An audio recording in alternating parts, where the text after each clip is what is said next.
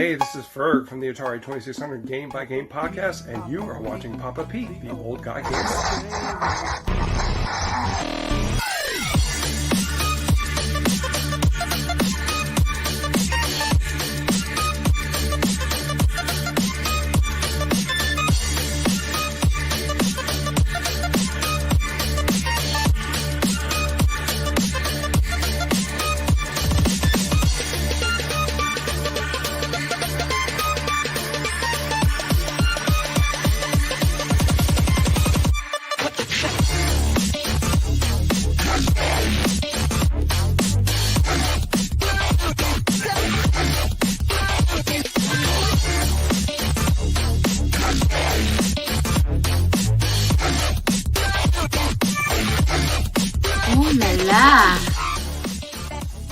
If you haven't grown up by the age of 50, you don't have to.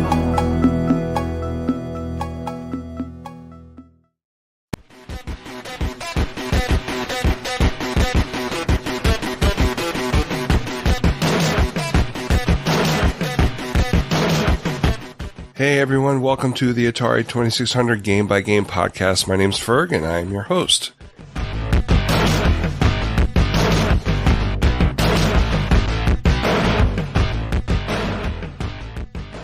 And we are all here today.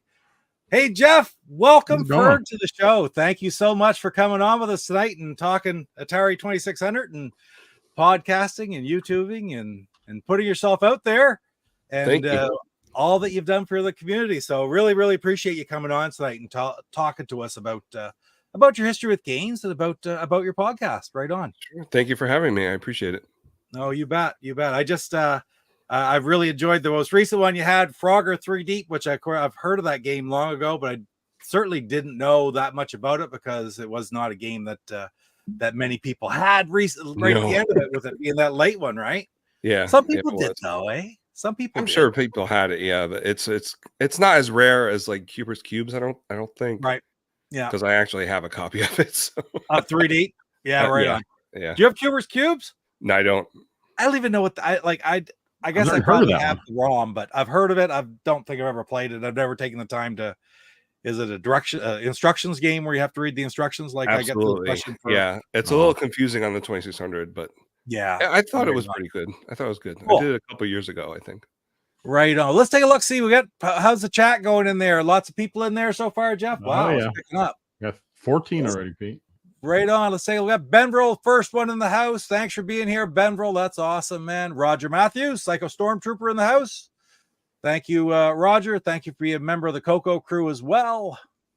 Let's see. Kurt Bradshaw, St. Louis's finest, right there. Well, one of St. Louis's finest. How's that sound? Is that better? Benvril too. Benvril. I didn't even realize Benvril was as well. I'm pretty sure Benvril's here in town. I'm gonna have to start becoming a Cardinals fan or something because I got so many people from St. Louis around me, you know. That's awesome, a good idea, Pete. And Pierre Garreau's in the house in Montreal too, and I'll always be an Expos fan, but dear Pierre, I will never be a Montreal Canadiens fan. I'll say that right now. But doesn't mean I don't appreciate being here in the chat, that's for sure. And then here's Portland's finest, Salvatore's in the house, and Casey. The Intellivision gamer, thanks for being here, Casey. That's awesome. Another one of the bowlers from Thursday night, PJ Smith. Hey, PJ, good to see you. Let's see. What one of my favorite names, Ciccatelli, Drew Ciccatelli. Good to see you here. Is Drew from St. Louis as well? I don't think so. No, I just remember talking to him in your chat on Wednesday night, and I don't know why that was thinking. Let us know, Drew. I can't remember if you're from St. Louis or not. Something just rung in my mind for that. But we got that about it. Yes, we're about through it. Oh, what's my favorite hockey team? Well, singing that you're from Montreal, les Canadiens de Montréal. Je préfère les Bruins de Boston. Absolument, pour le reste de ma vie et pour toute ma vie aussi. Right on. Hey, Michael Hayes is in the house. So great chat in here so far. That is absolutely awesome. It's really an honor to have you with us, Ferg, because I know you're busy, and I was sort of worried. I first touched base with you. I know that you work evenings, right? Yes. Drew's in Philly. I'm going to turn that over to you, Jeff. The bringing people up. Okay, sorry about that. So yeah, so I thought, gee, I don't know if I'll be able to get Ferg to come on or not, because it all depends on how the schedule works out, or I'll just move my night or something like that. And Ferg says, hey, you couldn't have a better night Tuesday nights tonight. You can do it, right? That's right. Yeah, my night off. That's awesome. So let's start out by just talking about your history, like with Atari games, because for you to have invested as much time and effort and passion, lack of a better term, how it's got to be for you to do the work you did. How did you start? What was your first? Is the Atari 2600 your first game when you were a kid? Yeah, it was my first system. I had played Pong before that at my cousin's house up in Buffalo, actually, Niagara Falls. Okay, right on. And I wanted it because it had Space Invaders, so I got it in 1980. I was a big Space Invaders fan, and I got that and 3 other games. Well, Combat, of course. Yeah. And Skydiver and Human Cannonball. We got that for Christmas, and then I guess I only played it for about maybe 3 years. It seems like a lot longer now that I think back on it. Right. But I only amassed about, I think it was 17 games altogether. But my friends all had different games, so we borrowed all the time from each other. The game trades at school, right? Yes. Yeah. My friend Kenny was one. I don't know how many games he had, but every time I seem to remember playing a game, it was at his house, and he was playing the game. So I don't know how many he had. That's figured out. I remember that back in right up into high school, because like, okay, how old was I in high school? I was in like 82, 83. I graduated in 85, but I was only 16. And so I was about like 13, 14 in grade 9 and 10. So we used to trade games all the time. Everybody had an Atari. Everybody had a pile of games. Yep. And the other thing I always remember doing that you just can't do in this day and age with the nature of the games is I go over, stay at a friend's house overnight and take my shopping bag full of games. I'd have like 20 cartridges with me. And we take all their cartridges and all my cartridges, dump them in a pile, and not like marbles where you're playing for keeps, but we just reach in and grab a game and play it, like play a game of it, and this best of 37 or whatever, number of games we had. Yeah.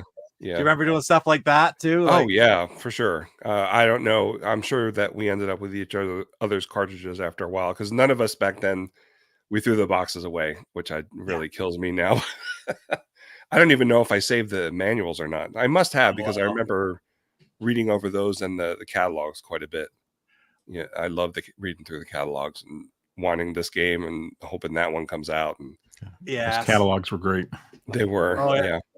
I usually have some kicking around not too far away from me. That and the television catalogs and Atari catalogs kicking everywhere.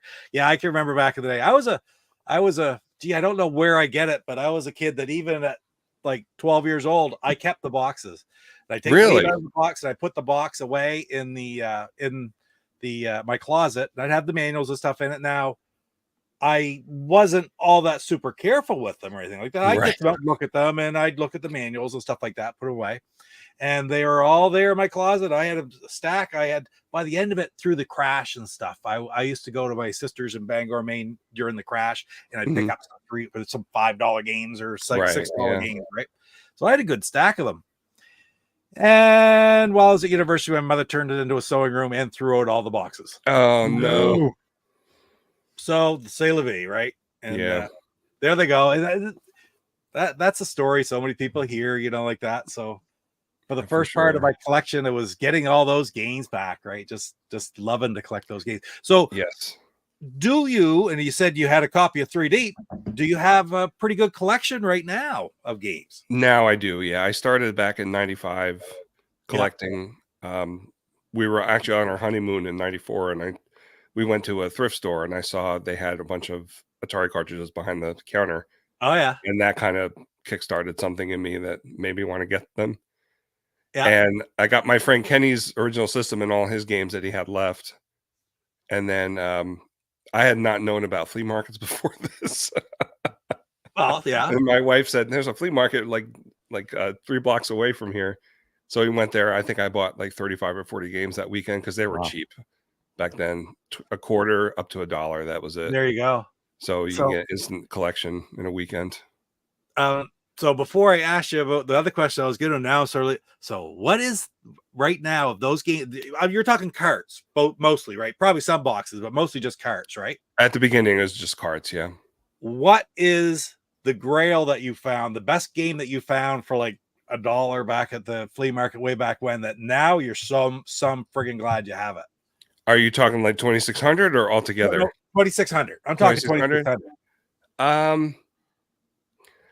My sister had a party at her house. And she played it. It was an Atari party, basically. Yeah. She invited some people from her church, and one guy came. He had this handmade 2600 case that had all these games in it, and he had a track and field with the controller. He had was it Sword Quest Waterworld, I think. Oh wow, yeah. And I was like, can you ask him if he wants to sell those games? So I got that and 2 other rare games. I think I offered him $80. And I think that was a pretty good deal at the time. That is a pretty good deal. It's a freaking incredible deal. No manuals, unfortunately, but at the time, the thing is it was reasonable. Yeah. Now it's very reasonable. Yeah. I don't think you get one of those for $80 now. Oh God, no! Well, Waterworld, Track and Field, yeah, I've seen maybe with the controller though. With the controller's a hardware, right? Yeah, I think so. Yeah, in the box too, I believe. I love that game, man. I love that Track and Field on the even in the arcade and stuff too. But I just never was, never was good at it. I could get by a couple levels, and that was about it, But it's still a lot of fun to play. Yeah, I remember playing that in the arcade.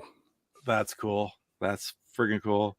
What's your favorite game? What's your favorite game from back when you were a kid? And then what's your favorite game now? Because you've had so much experience playing all the different ones.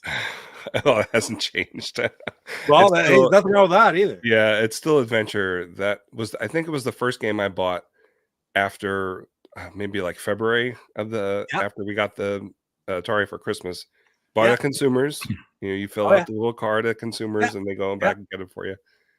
And I just love getting lost in that game. And then when my friend Kenny and I found out about the secret room, we looked all over. We didn't know how to find it, but we eventually found the dot and figured it out. And I just love that game so much. I have 2, and that's one of them. And I could day to day, I could do this right. And the other one was everybody type in their favorite 2600 game in the chat. That'd be awesome. And the other one's Superman for me. Superman. Oh, I love Superman so much. And I'm trying to think, like, I believe that Adventure was also my first game, but there's something about Superman, like I got it right up around the same time. And it might be that I got Adventure as a gift right after Christmas from somebody because they said, here's your Christmas present. We don't want to give it to you. So here it is. And I think Superman is the first one I bought with my own money, I think.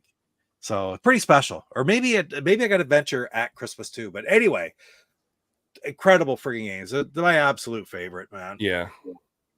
There's a quick question from Salvador. Have you done Riddle of the Sphinx yet? Yes, I have, a long time ago. And that's a really good game. And RIP Bob Smith, he just passed away last year. He was the programmer of that game. Bob Smith. I heard you talking about him in one of the episodes I was listening to today. What would that have been about? I can't remember which one it was. Anyway, yes, and mentioning that, and I remember the name and the games that he programmed. I was really surprised, and tell me if I'm right. Is it Mark Lassard is the programmer of Frogger 2 3 Deep? Or Mike Lassard just did the game and I can't. Mark Lesser? L-E-S-S-E-R? Yeah. There's no D in the end? No, I don't think so. Okay. There's no D in the end. So no. That was incredible. He's from Maine right here. Yeah. Like, not far. Like, Maine is literally 1 mile as the crow flies from me. But I'm sure he's from down south because like 3/4 of the population's 5 hours from me. But anyway, man, the programmer of NHL 94. Yeah, I was very surprised to find that out. I didn't know that before the show. I very recently watched a show on NHL 94. I think, Jeff, you're the one who sent me the link, if I'm not mistaken. I think I did. And it was an incredible little documentary on YouTube about NHL 94. So I highly recommend. I don't think they mentioned him programming Probably not. Frogger ahead of, also in the video.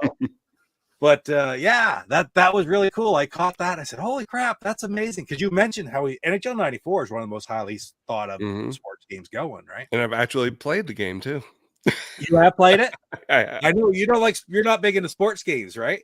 I like the really simple, like arcade type sports games. I don't like the simulation sports games. Okay, I can't do those. Yeah, like I remember, I was going through some Sega Master System yeah. games, and I popped in Reggie Jackson Baseball. I played it for like an hour and a half. I loved it so much. Stuff like Baseball Stars for the NES, I love it. Yeah. And some of the ones were okay. Like I used to get, of course, we're all about the same age, right? We're used to playing with the button and even the Intellivision. Television is complex, right? Like baseball for that, awesome. But then I get into the Xbox and different ones. But I did play one for the Xbox a lot, and I played the one in the Dreamcast a lot with the different buttons, and they weren't too bad. But when you start getting the modern day ones with like 15 different buttons to manipulate, like the learning curve, I'm not going to invest the time. Right. I'm not going to invest the time into it. And you also have to have a passion for sports to even get to that point as well. You know what I'm saying? I wouldn't say anybody who's not into sports, if you don't want to watch if you weren't interested in watching a baseball or hockey game on TV, you probably aren't going to play a baseball or hockey game intensely. Yeah. I don't know. I just think that's probably it's all with interest, right? Or what people are interested in. So yeah, I just find it amazing and really cool that people still play those games and go through and play entire seasons, and it's really cool. I have done that certainly with NHL 94. And one thing about NHL 94 is I've recently found sites and I've got the rosters from all through the 70s when I was a kid, the players that I knew and stuff. And I love that stuff. Yeah. I don't play it a whole lot. I just have it on my on Launchbox and stuff, and I can play those ROMs. And it's just like, oh my God, this is so much fun. Yeah, Benville, ice hockey on the NES is an awesome game, but that's the kind of game that a non-sports person likes to play because it's just plain old fun and arcadey, right? It is, yeah. That and Blaze of Steel, even ice hockey on the 2600 is good. Absolutely, yeah. That's one you've done as well. Because have you done all of the Activision games yet? No, I haven't, not yet. I'm getting there though. right on. So that probably lead into a little bit more. So what else? So I made some notes, guys. So I didn't want to be totally lost. But one thing I sort of skipped over, and I don't feel worthy of notes. Hey, there's all kinds of questions, and don't forget to get your questions there. Jeff's watching for your questions, guys, in the chat. If we don't get to it right now, he's marking them, he's favoriting them, and we will get back to them. Or if later on we haven't, I'm going to have a little time for you guys to ask more questions at the end or towards the end. But by all means, don't be scared to put that in a second time if we've missed it or something. So can I just mention one thing? Yeah. My friend Harry is in the chat too. Say hi, Harry. Thanks for coming. Hey, Harry. Thanks for being here. And I'm just taking a look at some of the names. Have you seen some names that I don't recognize? Because Ferg sent it out to all his folks as well that may not have watched my channel. I see Golden Phono autogram. Yeah, that's autogram. Right on. Hey, Harry. Yep. Thanks for being here, man. Appreciate it. Appreciate it very much. So I asked you last night because we just tested this out last night for 5 or 10 minutes. And I said, I was just checking because on my app, when I look at all the podcasts, it only goes to 151 and then they're just not numbered. But I found a site today that is absolutely amazing. I'm going to bring it up here just to show you. You obviously know you have a link to it on your webpage. Here's your web page. First of all, let's see. So check out Ferg's website, which everybody can get to all of your podcasts through here, right? Through like this, yes, right here in the middle, through Libsyn page for direct episode downloads. So you can check out look for your favorite game, do a web page search in Google, and you're on this page or that Libsyn page, you'll find the episode that you want. And the other thing that I found is here's another list. Yes, my friend, amazing Ferg. My friend Jose made that. I can't believe he's keeping it up. It's a really nice thing. Yeah, awesome. It's a lot of work. And okay, Frogger 3 Deep was the 225th game that you did. Yeah, and the 272nd episode. Does that sound right? It's a 224th episode. Is it? I'm 25? scrolling. This I is don't know. December. I used Oh, to do 2 games per episode, so true. it's Yeah. more than 225 Oh, games at this point. fair enough. So this is Yeah. you've done 225 episodes. That Okay, yeah. so Gamma Attack was 224. So oh no, hold it. Yes, Frogger 2 has now been done, so it's your 225th Yeah. episode, and then you have 47 other episodes. That's a lot of work. It is. Yeah. Well, they kind of evolved over time because the early Sure. episodes were I originally planned on doing 1 game, and then I realized, well, this is too short. I'm going to do 2 games. Yeah. And then after a while, when I found more things to put into the podcast, I was like, okay, I can only do 1 game because now it's getting to be too much. Yeah. Yeah. And now the episodes, they started out like 15, 20 minutes, and now they're up to 90 minutes about. So, but that's mostly because I have a lot more people contributing now. Oh yeah, and I got questions about all Okay, that. sorry. No worries. This is great. So, but let's go right back to the basics. When did you first get the idea that you want to do a podcast, and was it something you come up with on your own? Was it a couple of you guys sitting around thinking about it, and you just grabbed it and did it, or why did you start doing the podcast? And I know for the love of the games, but tell me how that process sort of started and you jumped in. I guess around 2010, I'd been listening to, I think, definitely Retronauts was out then. Okay. Maybe the Retro League as well, but nobody was really covering Atari stuff. I guess to my satisfaction. Understood. Fair. So I wanted to listen to an Atari show, so I figured, well, I guess I'm going to have to make that if I want to listen to it. So my original idea was just to cover all the games that Atari made because it was 130 something, and it would be pretty easy. And I wasn't thinking about prototypes or anything like that. Yeah, so there's a lot more prototypes now than there were then. And then so I made an episode in 2010 and an introduction episode, and then I had to wait like 2.5, 3 years because I couldn't make the commitment because I knew it was going to be a big commitment for me. And then once I did start, I don't know what made me start it in 2013, but I did start, and I had originally planned on just doing the Atari games, but then I put them all the other ones in there too. I figured, well, if I'm going to do 2600, I might as well do everything. All the third party. How do you pick and choose, right? Yeah, exactly. Yeah. Amazing. Well, it's awesome, and I want to make one point, just sort of aside what you got saying. I guess nobody was really doing an Atari podcast. At least it sort of met my needs or wants or desires, right? Yeah. But I think that probably after 272 episodes in 11 years, you could probably be pretty safe in saying that you're making an Atari podcast that is satisfying everyone's wants, needs, and desires for Atari. So it seems that way. Yeah. You're still here, right? And you have a great following. You're still here. Yes, the people that listen are amazing. You did solve that problem successfully. That's awesome. The only thing is I don't listen to this show anymore. Oh, you don't? No, I listen when I edit, and that's it. I used to listen to it after, but I don't do that anymore. I totally understand. There's a lot of parallels between podcasting and YouTube and such too, right? Mm-hmm. Oh, sure. But yeah. I'll be quite honest. I'll sit there and I may or I may not watch this later because at the end of the day, I'll miss stuff. I'll pick stuff up afterwards that I wish I had said this, or I wish I had asked Ferg this, or oh my god, I forgot that he told me that. So it's kind of neat. It's kind of neat.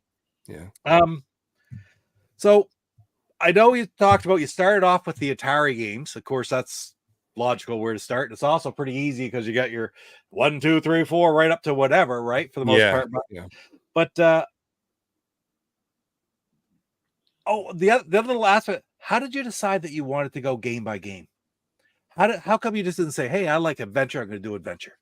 I like friggin' Space Invaders, I'm going to do Space Invaders next. What was the reason you decided to go game by game? I think I had heard about oh gosh, what is it called? Crintendo. I think it was a blog then. Okay.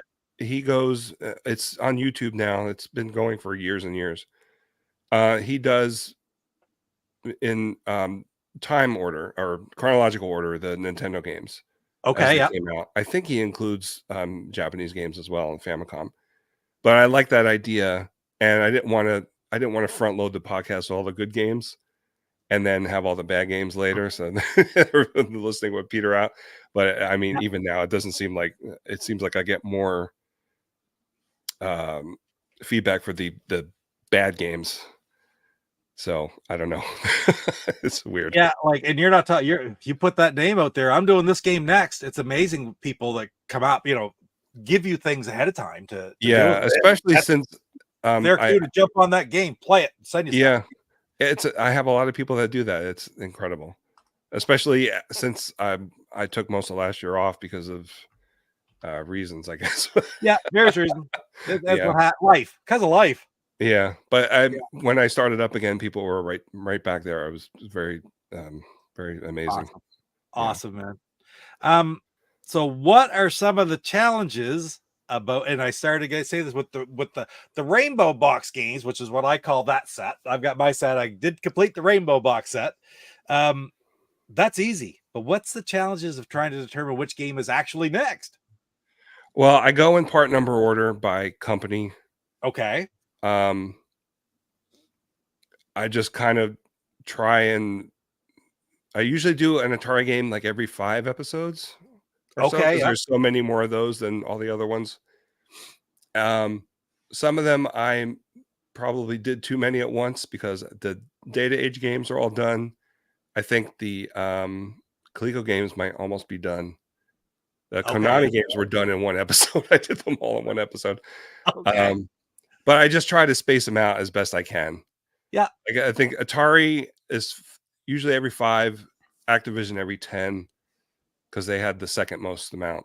And then I just try to sprinkle in the other games as much as I can. I forget sometimes because I think there was oh gosh, the I can't remember the name of the company off the top of my head. Harry knows that they do Gangster Alley. Harry, if you can help me out with the company name.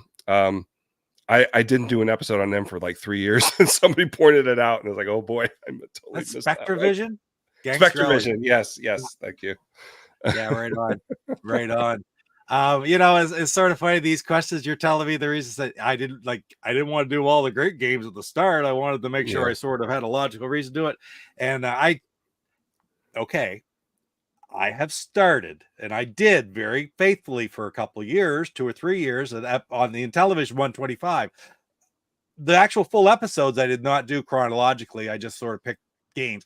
But I right. had that same thought in mind that I didn't want to do all my favorite games first because I didn't want to leave the other stuff towards the end, right? So I sort of spaced it out. And Yeah. I only got a fifth of the way through. And all I'm going to say about that is I am going to go back and I'm going to do more of them. I swear to you. And then later on, I made a shorts, 125 shorts.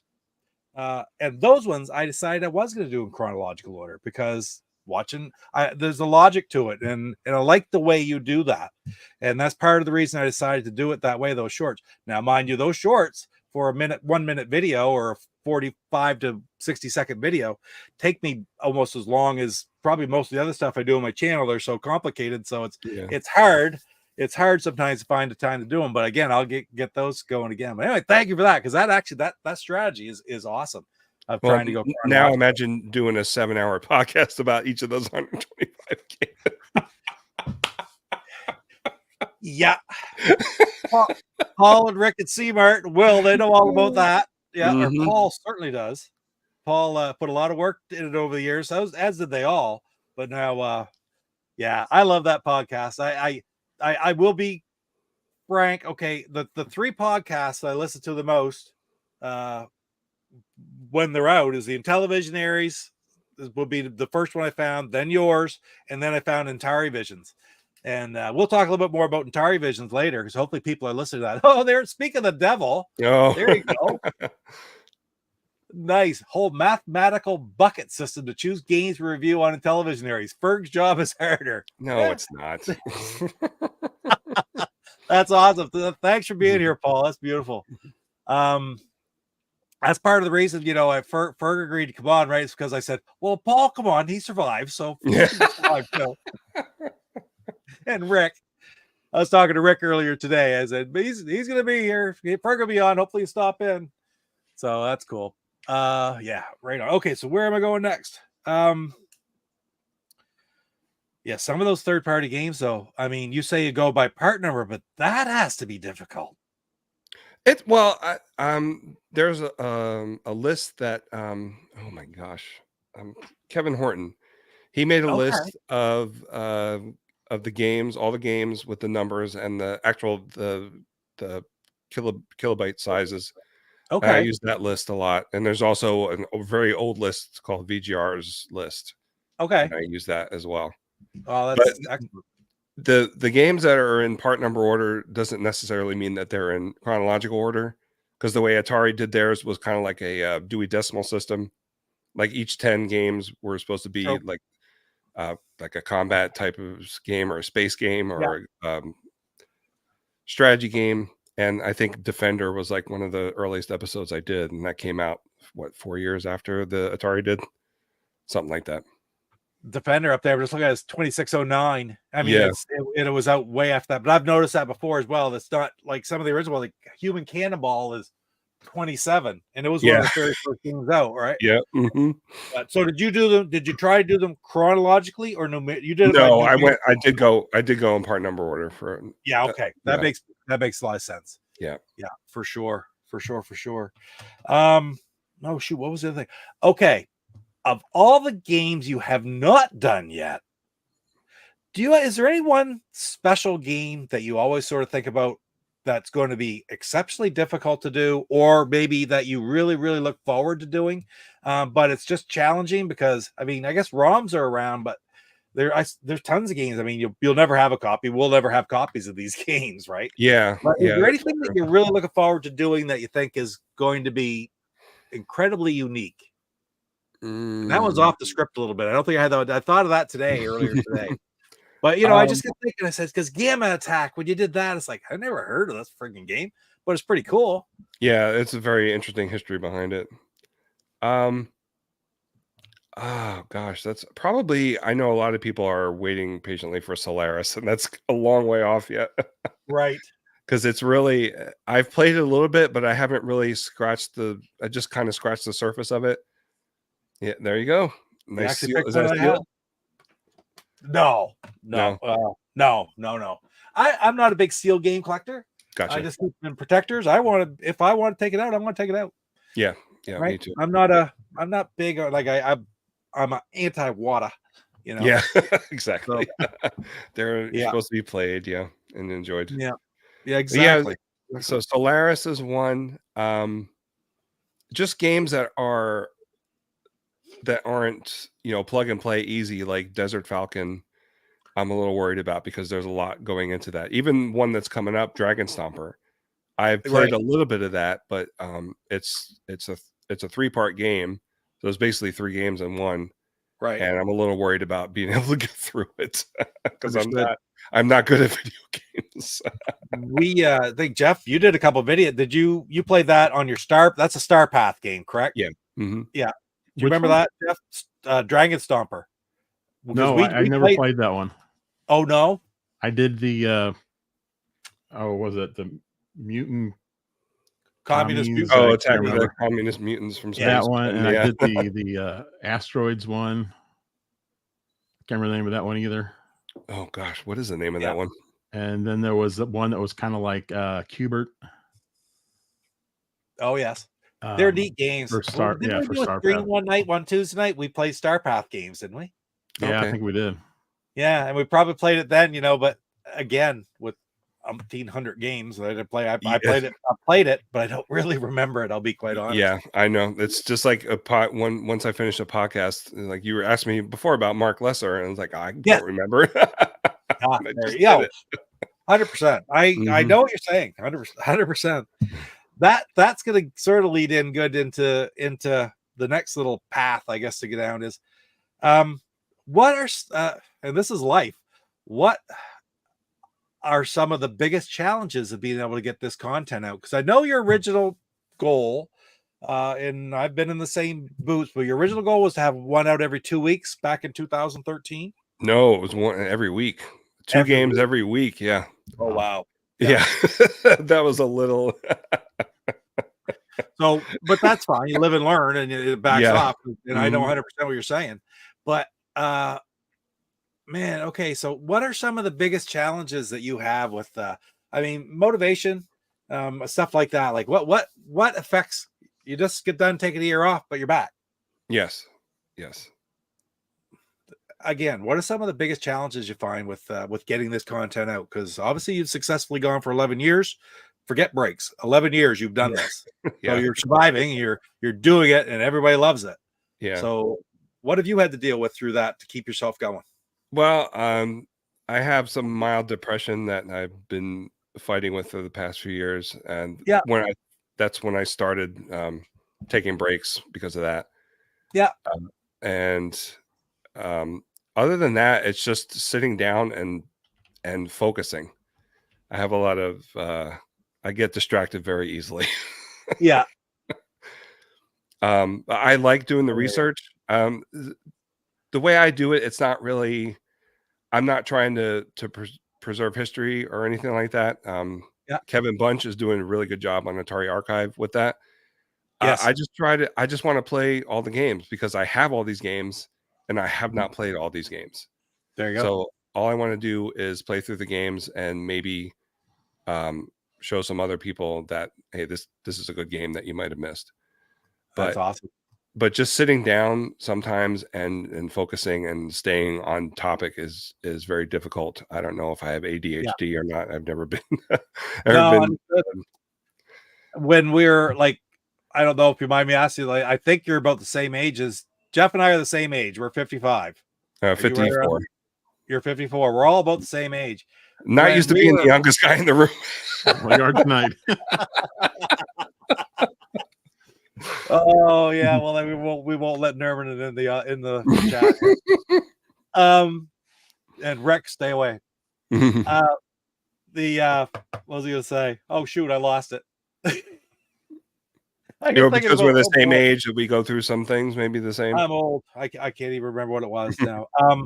Okay, let's just go on to the next thing. So, what do you do? Like sometimes it's going to be difficult to keep this process something that's fun because it's a hobby. This is just something you love to do.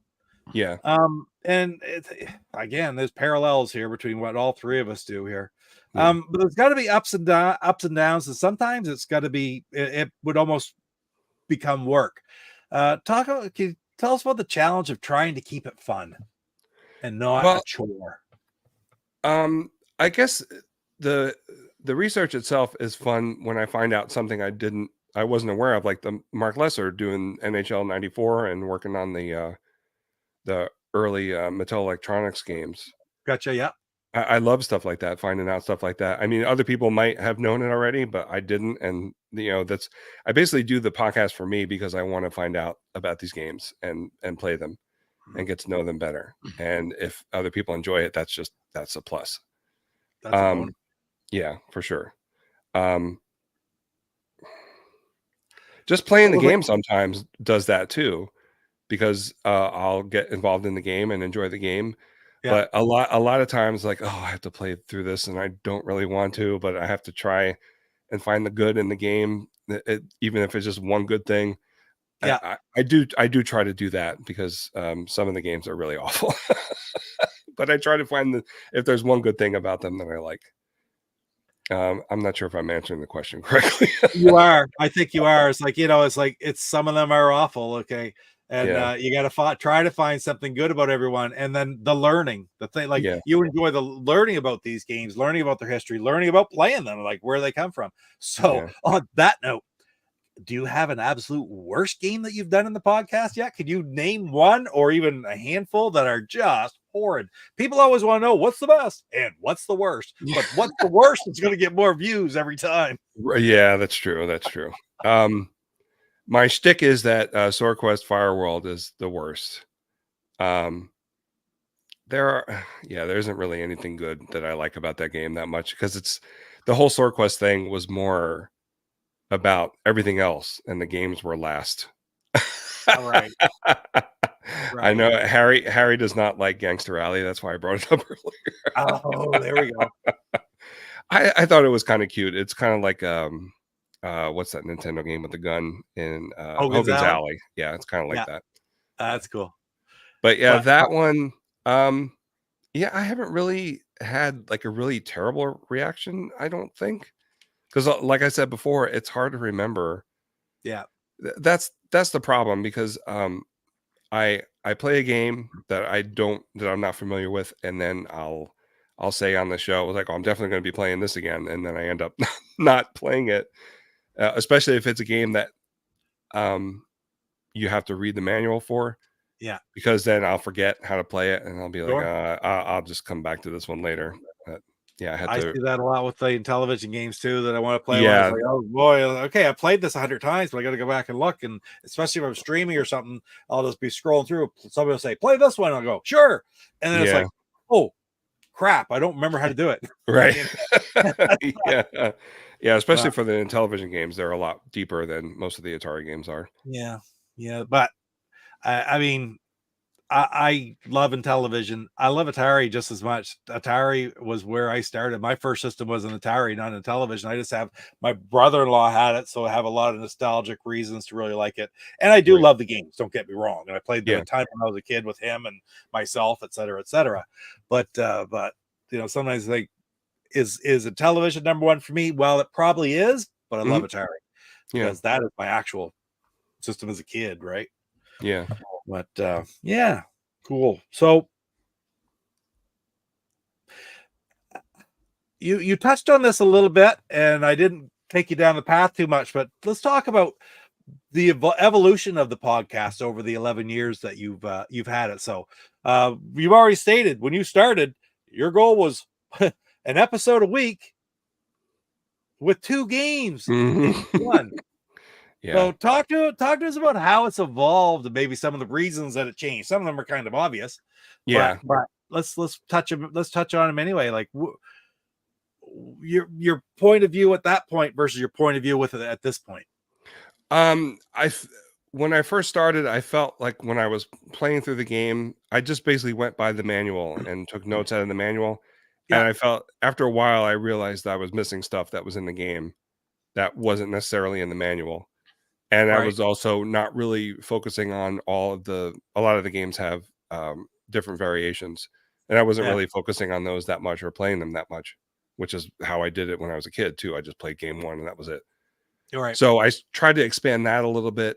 I tried to find out more about the people, and I wasn't planning on doing any interviews or anything because it wasn't really what I thought would be the podcast, and I was a little anxious about talking to people that I didn't know.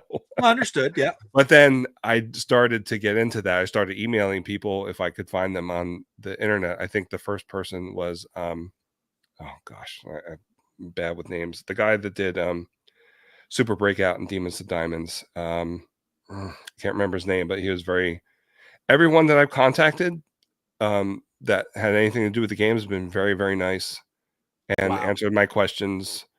And it's been very, very gratifying that a lot of them are surprised that anybody wants to know about what they did back then because they basically they didn't start out to be game programmers. They were just engineers that Yeah. kind of lucked into it, however you want to look at it. Morphed into it almost. Yeah, and they weren't graphic designers or anything. The early guys, all they did, and a couple girls, Yeah. all they did everything in the game.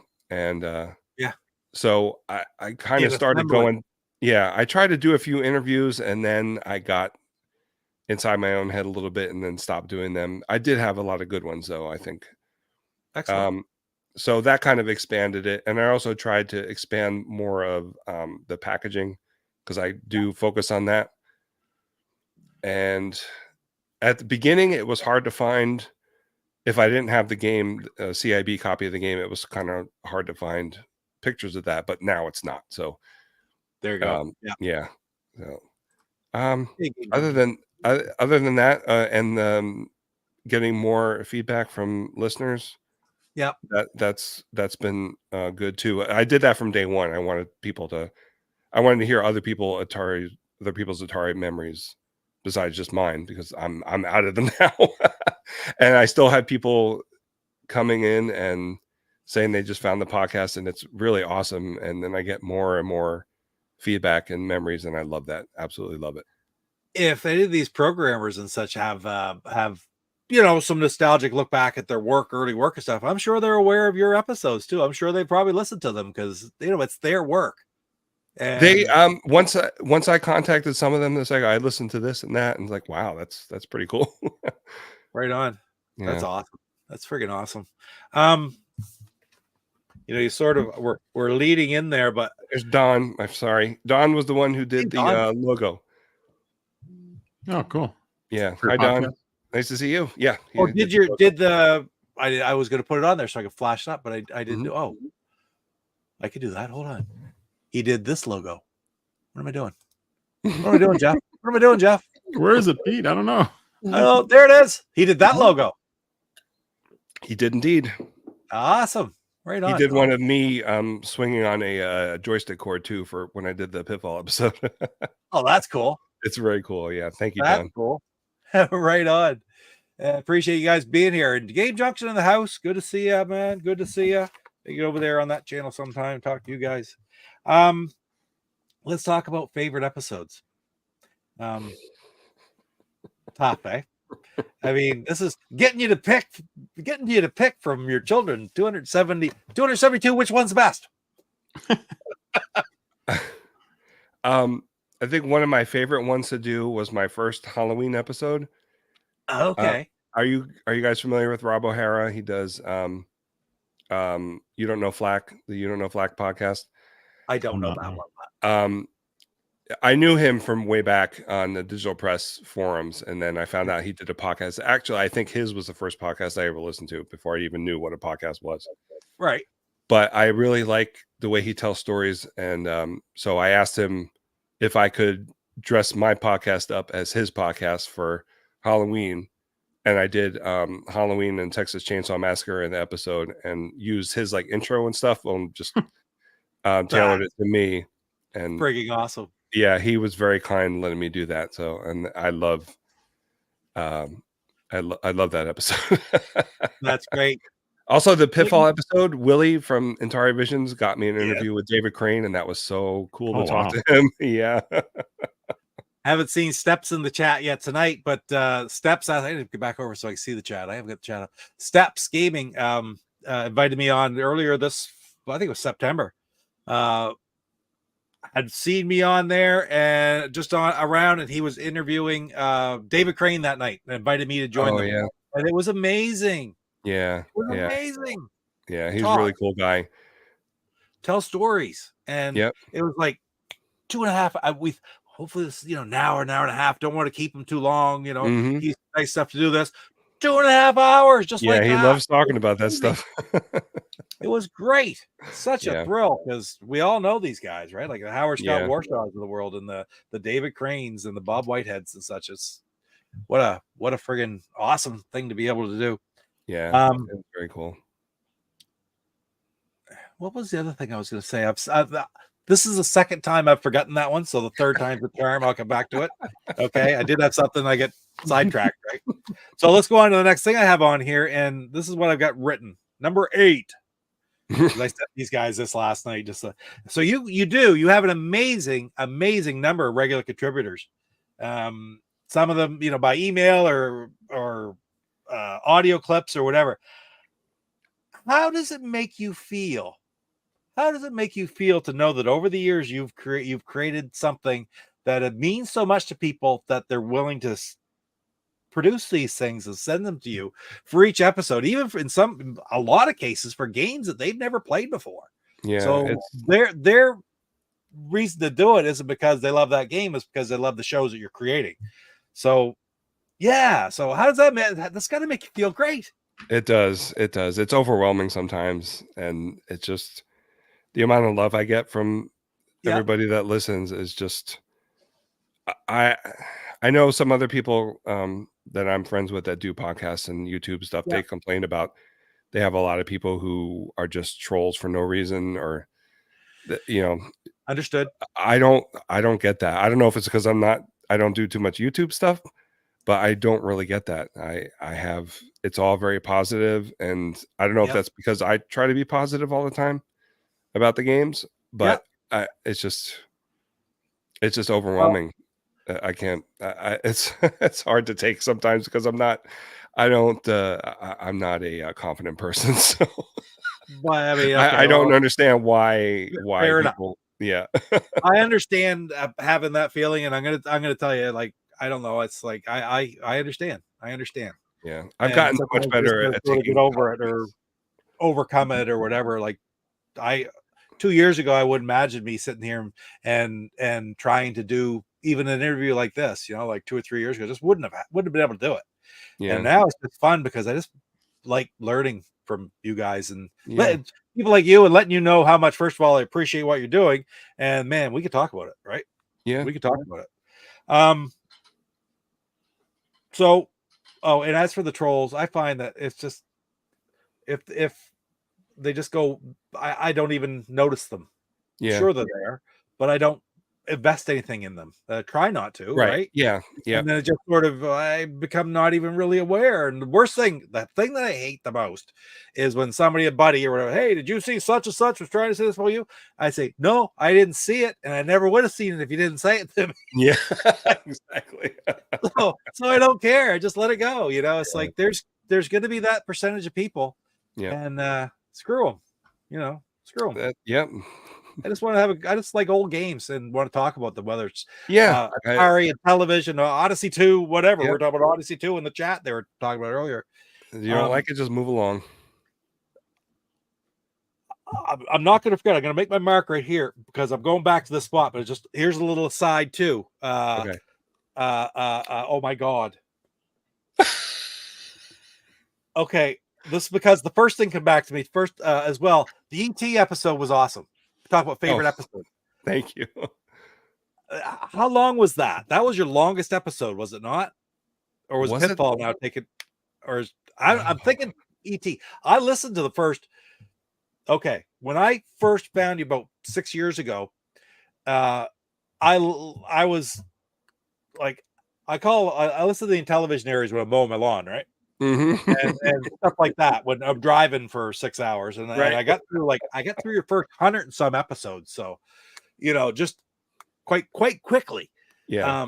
But anyway, I just remember the ET episode as being kind of the ET is just a magical game for the Atari. No matter what way you look about it, it's not the gameplay, it's nothing like that. It's just the aura that surrounds the stupid game, right? Yeah, there was a lot to talk about in that game. I don't remember if that was before, the dig for the, documentary or after. I can't Yeah, remember I'm now. not. I listened to it long after, but I don't know exactly when you made it, right? Yeah, I can't I guess remember. I have the list right here in front of me. I can look, but I'm not going to worry about digging into That's all that. right. I know Yeah, that the Pitfall episode was long because the David Crane interview was inside it. I think I right. since then I put the interview separate. Gotcha. So I'm going back to my mark here now, and I still forgot the ET thing wasn't what I was going to say, but Mhm. I don't remember what it was. Anyway, it doesn't matter. Maybe I'll come back to it.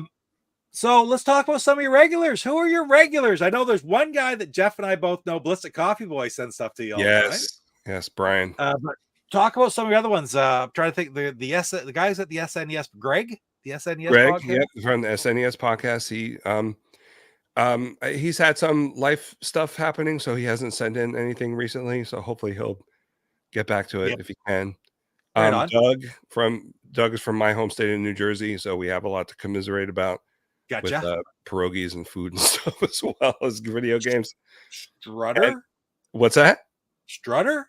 Strutters, yes, Strutter score. I think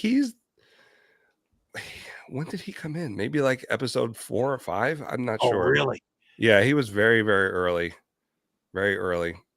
Harry that's in the chat does Okay. Yeah. not all the time, but it's not every week, but they're very funny when he does send them in.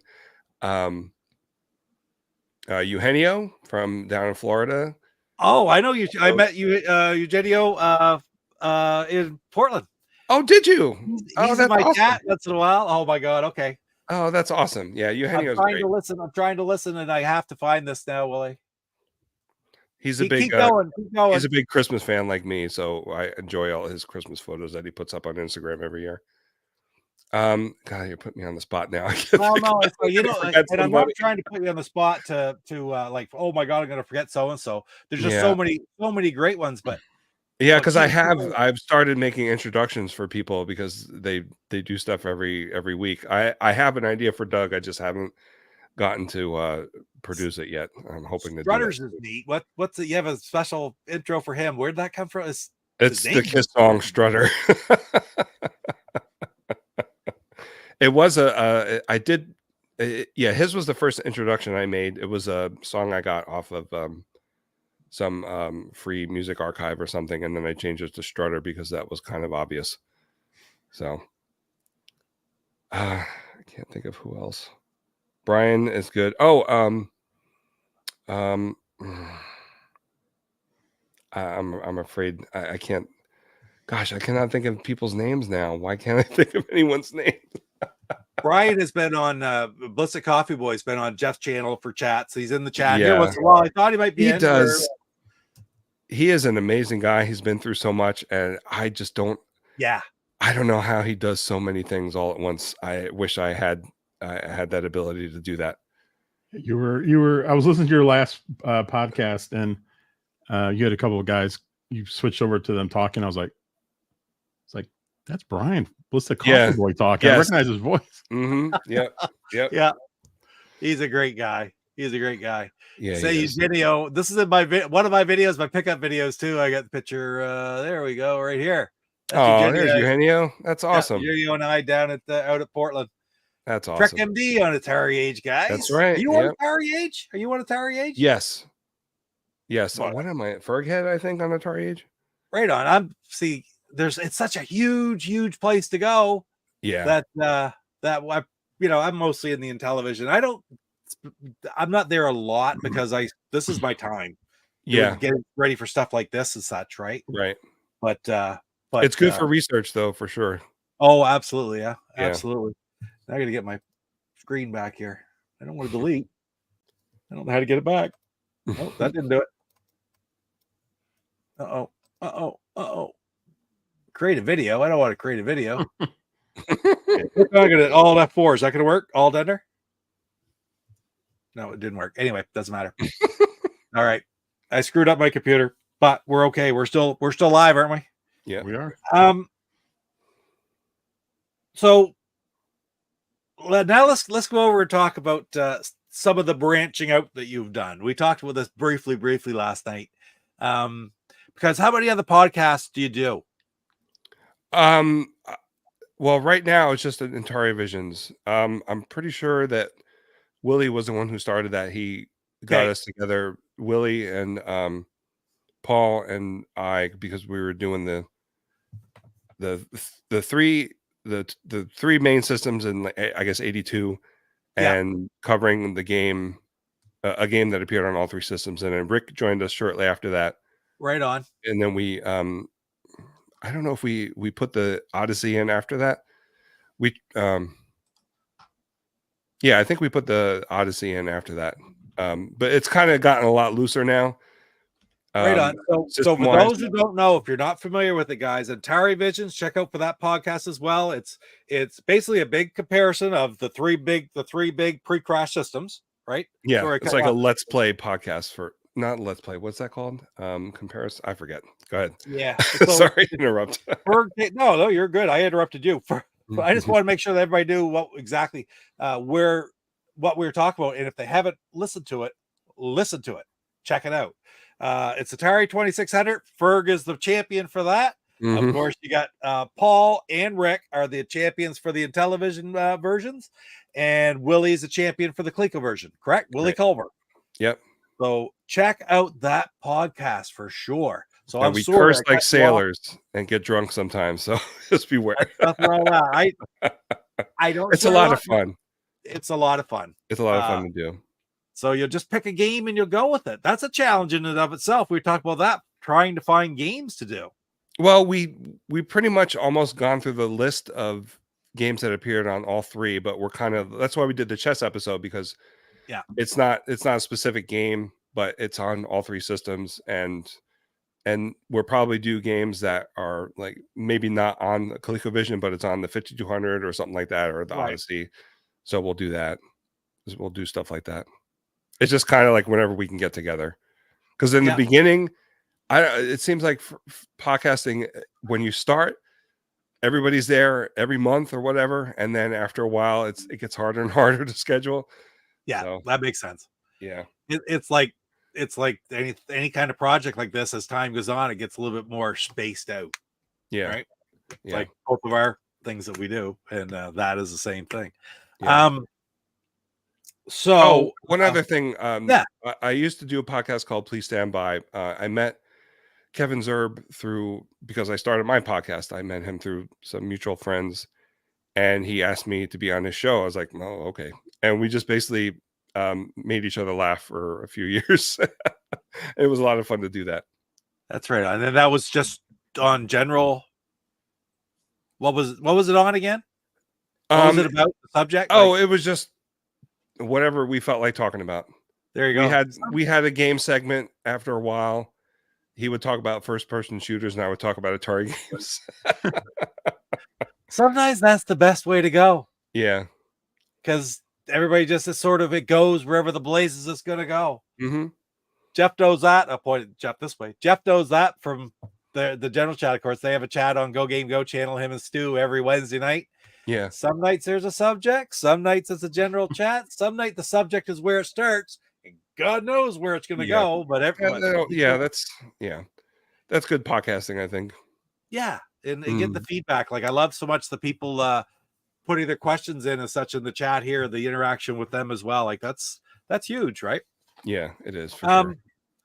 Oh, and just one other note on Atari Visions, which I do love. I'm going to say it again. Look it up. Of course, you got the Atari 2600 Game by Game podcast to look up. If you haven't listened to those, you've got a little bit of listening to catch up. Atari Visions, there's 27 episodes of those. But remember, I said last night I couldn't find some of the episodes. It's the first 6. Oh, that's right. Yeah, I think Willie had to switch the server. I'm not sure. Okay. I think that's what happened. I talked to Willie last night, but I didn't think to ask him. I can see if he's got copies, or I'll talk to you if he doesn't have them. See if I can. I want to listen to him. I've listened to all those shows. They're great. They're just so much fun. You guys, they're fun. You've had a lot of different guests on though with you. It's like the core is you 4: Willie, Ferg, Paul, and Rick. But you've had some other people on with you too, right? I don't know. I'm thinking. I don't think so. You guessed? No, I don't know. I'm thinking you had some guests too, like just 1 or 2 times. I don't know. Maybe I'm right out to lunch. Maybe I'm listening to the wrong podcast. I don't know. If you were on the show and I forgot, I'm very sorry. I don't remember. Well, I wasn't on the show, but no, I know what you're saying. I see to me there was a couple, but I don't know. Maybe I could be right at lunch too. Doesn't really matter. But anyway, one thing that Jeff and I are going to do, and I was telling Ferg about it last night, that I was going to talk to Willie, just check on it. I really do like the Intellivision format. I like to have people listen to it. So we're going to actually try to do some tribute to Intellivision nights on our regular stream when we don't have somebody to interview or some other subject to do, where we just do one of the games from one of the Intellivision's episode and play the different versions here live in the stream. So it's just a different idea to look at some games, and hopefully a few people enjoy watching us play the games and then enjoy listening to the podcast afterwards. So, or beforehand, whatever is the best. So that's coming up over the next while. We'll have some of those episodes just sort of thrown in amongst everything else, and an idea of things to do. Right. So very cool. Okay, so I said I think I've sort of answered this question as well. And let's sort of get finished up a little bit, getting back to your podcast, not Atari Visions, but the Atari 2600.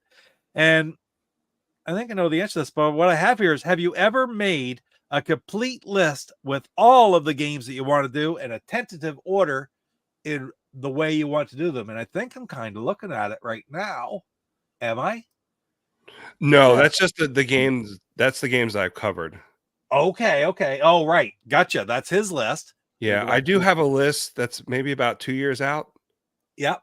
but I don't have everything on there yet Oh, because the games keep coming out. sure. Well, they keep when you say keep coming out, are you doing the newer homebrews as well and the newer I trying yeah, to? I try to do homebrew every 10 or so episodes. I think I'm failing on that regard, but then there's now Atari is putting out new games. Oh yeah. Yeah.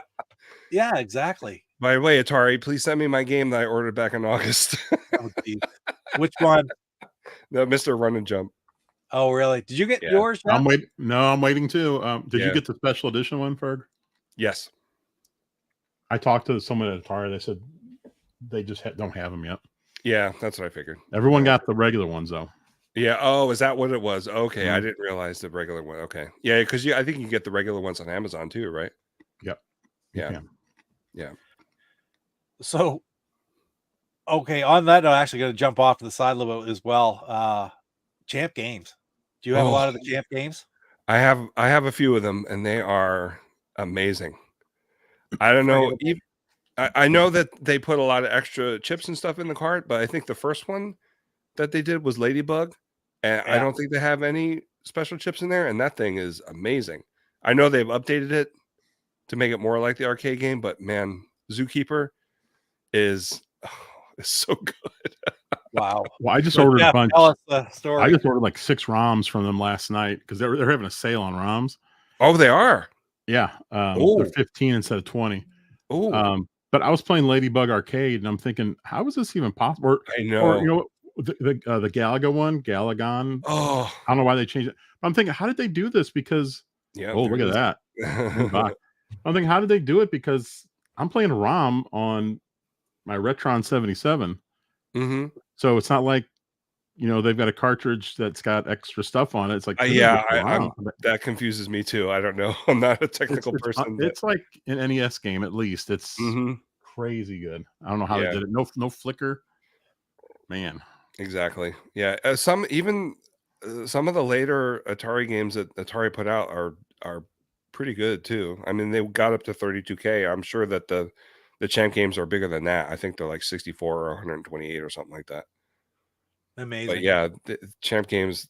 I remember got in with them on the ground floor when they did like Champ Pack-'em and all those arcade things they did in the Yep. late 90s. Yeah. Yeah, and I was so surprised to see them making Atari 2600 games when the Ladybug came out. That's amazing. That's amazing. Yeah, And that's they're I know really Jeff told me the story before we started.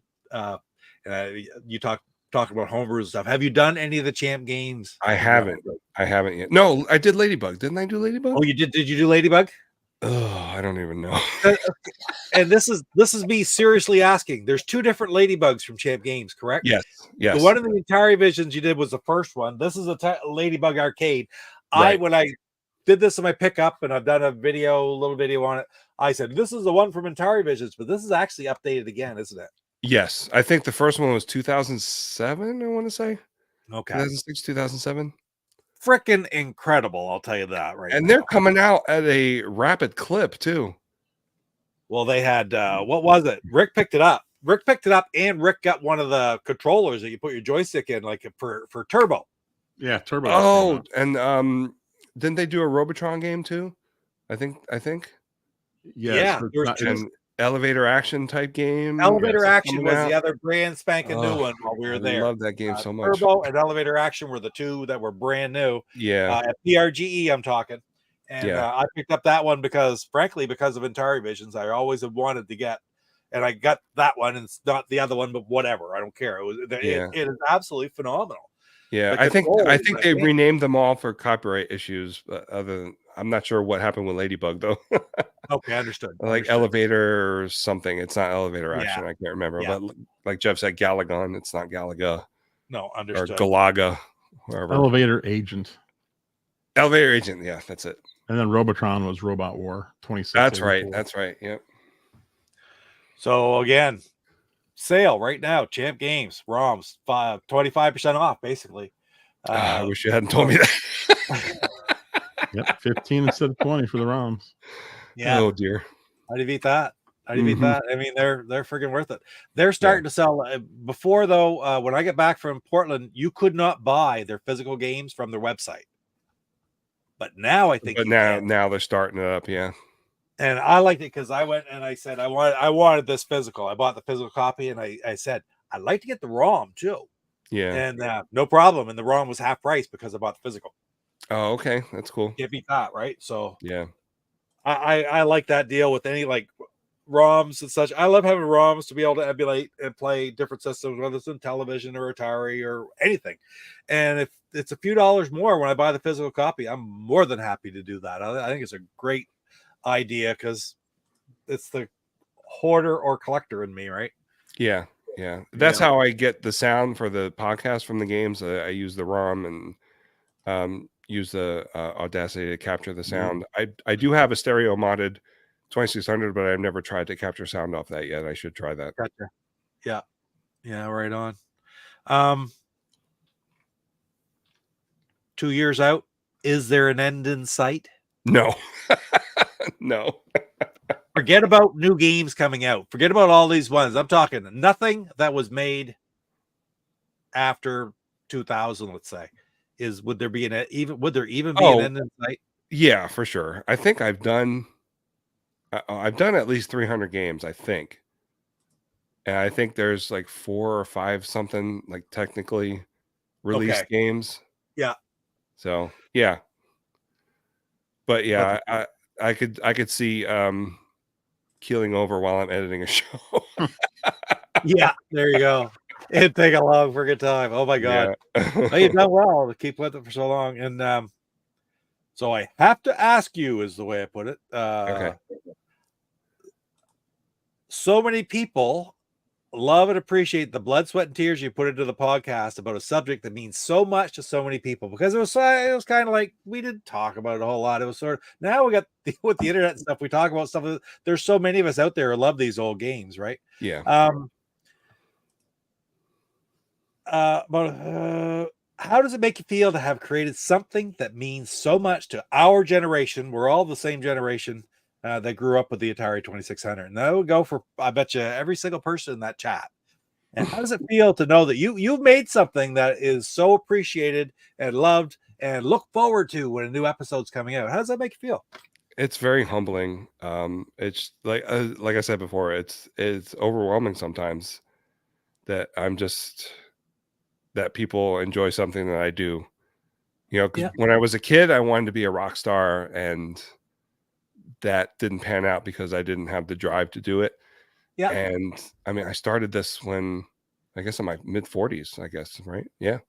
Yeah. And I just thought it'd be a fun thing to do. I didn't know, I had no idea that I was going to meet so many people from it and make so many good friends that I haven't met. You know, it's absolutely incredible. I mean, I wish I had something like this when I was younger, that I have more people that like the same thing I like, because, you know, I guess it's a lot of us felt that way in the 90s when we were collecting, that we thought we were the only one doing it. And then once the internet came, we found out that wasn't true at all. And then, you know, slowly everybody got together and made friends, and it's just, I guess this is an extension of that, and makes me feel good. Makes me feel really good. As it should. Yeah. I'm glad that it does. And I want to thank you personally, you know, for the work that you put into it, because I understand the work that you put in for 10, 11 years it's pretty incredible to stick with it. But you made mention of a little point that you said, I've met so many people that I've never met. Yeah, that's true. I have a Discord server, and it's just so much fun to go in and just talk to people about whatever. It doesn't have to be about video games. Just if you want to promote your Discord server, you can find that on the webpage, I bet. I think it's on the webpage. Yeah, there's like a permanent invite there if you want to come on. Gotcha. That's awesome. I'm gonna put that up on the screen for a second. Who have you met? Where's the website, guys? What is this? 2600 game by game podcast.blogspot.com. Yeah, because I'm too cheap to buy my own website. Eh, I'm not a designer, as you can tell. That's friggin' great. But everything you need is right there. That's the link to that list of games and Yeah. everything is all there, or list of episodes and such. It's all right Mhm. there, as And the well as games that are must coming link up. to listen to every episode or download every episode. Yep. So it's beautiful. It's beautiful. Okay, now I gotta have you met like face to face the guys like in the Atari visions? Have you met them face to face? I met Willie. Yeah. We met at a, arcade in Maryland, which has Okay. a lot of different games there. It was a pretty big arcade, not as big as, like, Galloping Ghost or the one up in New Hampshire. Fun spot. Fun spot, yeah. What a Yeah. cool place that is. You been there? Yeah, we went there one time. It was very good. Got to play Food Fight after so many years. It was awesome. I love Food Fight. That's the close. Yeah. That's fairly close to me. I have 5 hours, but 5 or 6 Oof. hours I can get there. But I go down there. I used to go to the down to the races and such are right there, like the NASCAR races and such. Oh, Right by okay. Concord, New Hampshire. We Yeah. go down. We'd always go to Fun Spot when we went down for the week. It was great. And the first time I took my son was 16, 17 at the time. We had we been. I don't think we had been to too many games in Philly at that point. So I think he was like 15 or 16. We went to the September race, and just he and I stayed with friends in their trailer there. And the whole way down, didn't tell him a blessed thing about it. We were going down Thursday afternoon, well ahead of it to do this and that. And then we got there and said, oh, yeah, let's go for a drive. And we went to Fun Spot, and Oh, that's his awesome. mind was blown. He was Yeah. in the retro. So, yeah. Have you been to Dover? Monster Mile in Dover? I have not. I'd love No? to go there sometime. Do you like that too? Do you watch racing a little bit? No, I just it's just I didn't know about it until we moved here in, '99. Okay. Yeah. It's close to you. Yeah. It's about 14 miles from here. Oh, that's close. Yeah, we stay Oh, away during race weekend. I suppose, yeah. Mhm. Oh my God, is Mhm. there camping all around it like Oh, there yeah. is in New Hampshire? Mhm. Yeah, okay. Yep. That's Yep. a lot of fun. We'd make a whole week of it and That's go good. and enjoy stuff like that and get up the Fun Spot and into town. You know, it's a New Hampshire is a beautiful, beautiful state. It is, yeah, it's very Drive nice. around. So Yep. yeah. So cool. Well, chat, you guys pipe up with some questions here. If you have any questions or want to talk about anything with Ferg, that is absolutely awesome. Yeah, because I How many probably 2 or 3 things I've forgotten about. Oh, how many M Network games have you done? Oh, maybe about 10, I think. How many are there? I'm not sure. There's 17 or 17? 15. I think maybe 10. 8 or 10, yeah. They're pretty good. The M Network games are really good. 17. 17, okay. Yeah. And Yeah. maybe not Burger Time is it's I mean, it's ambitious, but it's it didn't turn out great. But There are some that are better than others, but like Yeah. people love Astro Blast, for example. Did you do Astro Astro Blast? Blast is great, and it's very cool that you can use either the joystick or the paddle on that game. Are there any other games like that you've come across? There is a homebrew called Scuzzy Side, Ultra Scuzzy Side. Okay. It's really cool. I talked to the guy who did it, Joe Grand. He's a really cool guy. And yeah, the game is great. If you haven't played that, check that out. It's really good. Scuzzy Side. Yeah. I'll check that out for sure. Oh, Don likes the Christmas episodes. Those are a lot of fun to do. All I do for Christmas episodes is I just ask for feedback about Christmas. I started with, Atari Christmas memories, and then as the podcast progressed, I just asked for basically just any Christmas memories that you want to share. And there's been some really beautiful feedback from that show. And my wife does it with me now, and it's just a lot of fun to do. Sarah, yeah. Sarah, okay, yeah, because I thought I heard that. I listened to that one just, of course, just after Christmas. Right, I listened to your Christmas episode a month or so ago. Yeah, so it was great. It's great. I love doing those. Yeah, they're a lot of fun, and there's always great feedback on those. And nice that she does it with you too, because that just makes it that much better. You had a technical issue. Yeah. And want me to tell you something right now? I always have a freaking technical issue. If you hadn't said something, I probably wouldn't have noticed. Oh, you would have noticed. Come on. I don't know. How many times have we come on here and like we'll start because I do the videos and they have the overlays and things pop up and I'm doing this and that. And all of a sudden I'm going on like this. And all of a sudden, after about a minute, Jeff will go, Pete, nobody can hear you. You haven't got your mic on.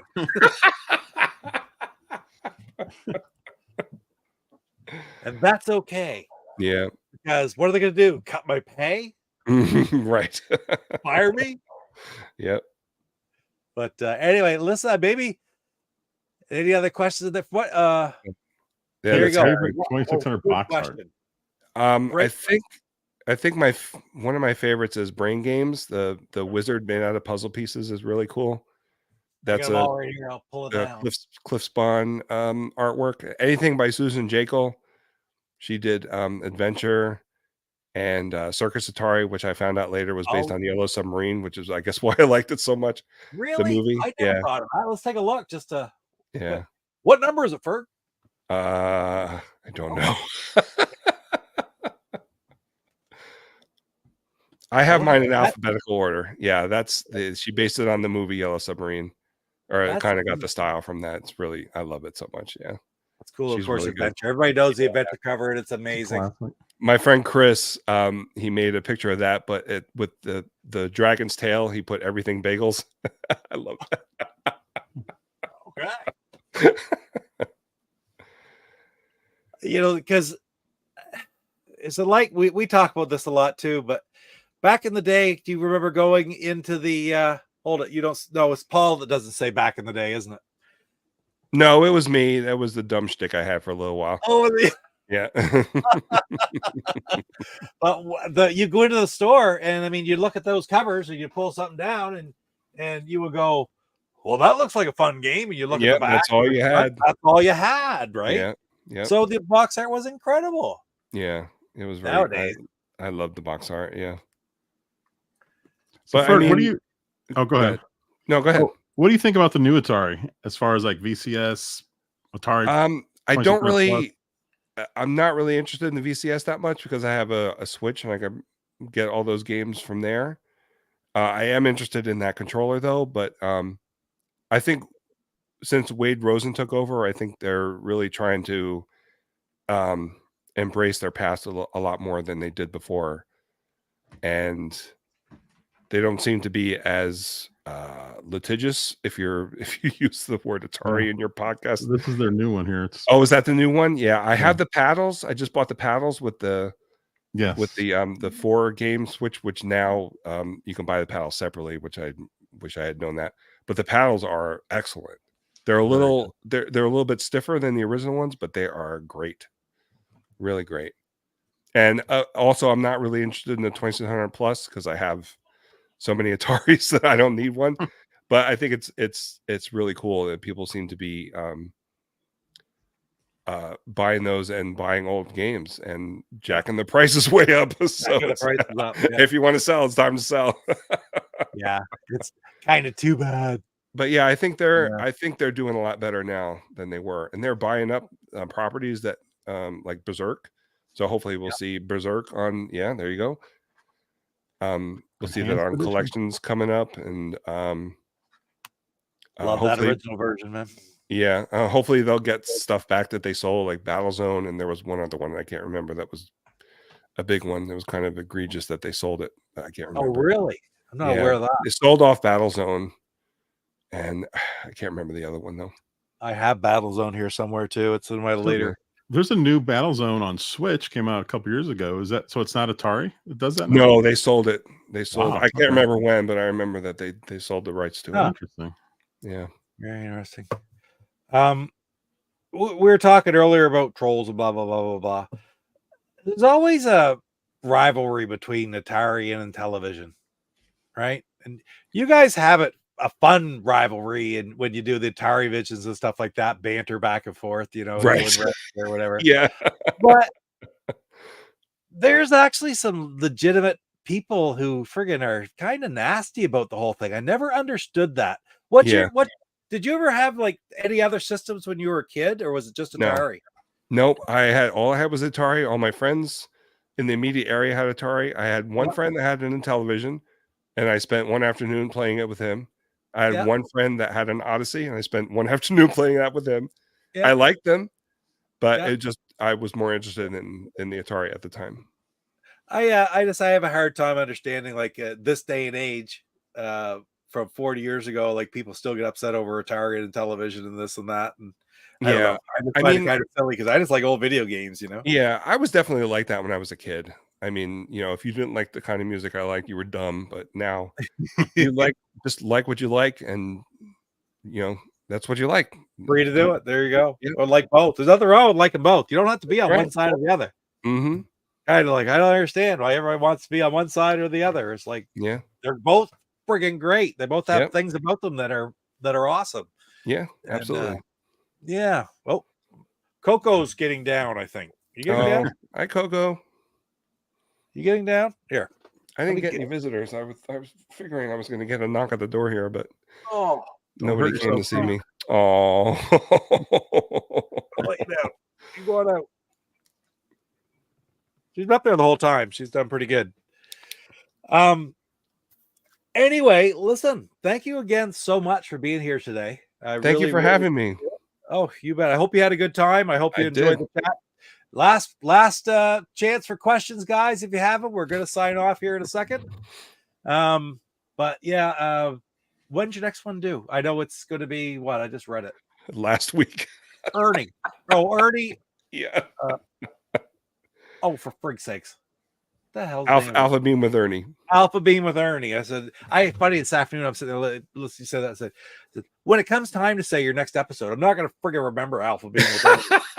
And I didn't. So I That's all right. did not fail to disappoint. Yeah. But Alpha Beam with Ernie. Oh, and that reminds me. Yeah, it was supposed to come out Wednesday, and then I had trouble getting motivated to record. And then I said it would be out on the weekend, and then the same thing happened.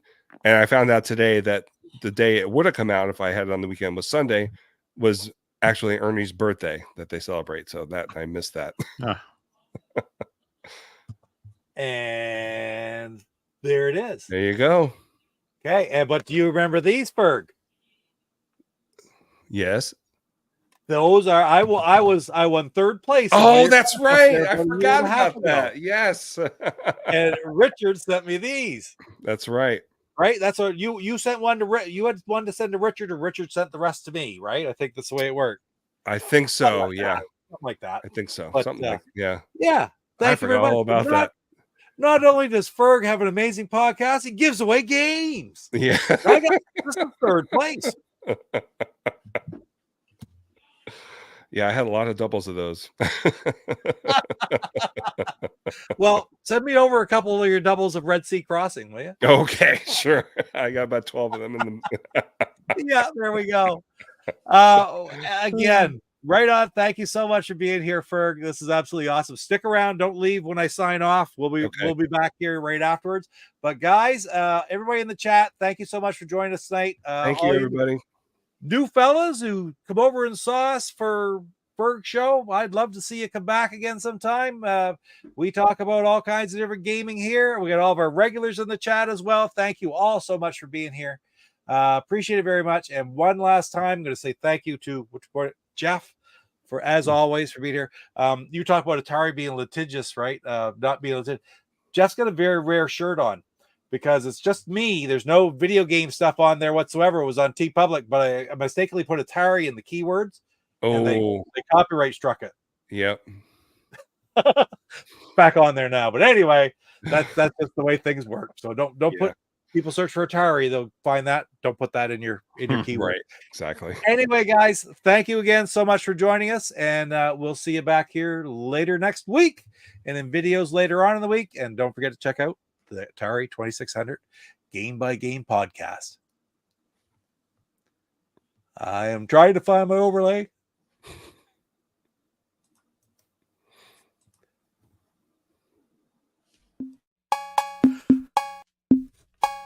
Hey, this is Ferg from the Atari 2600 Game by Game podcast, and you are watching Papa Pete, the old guy gamer.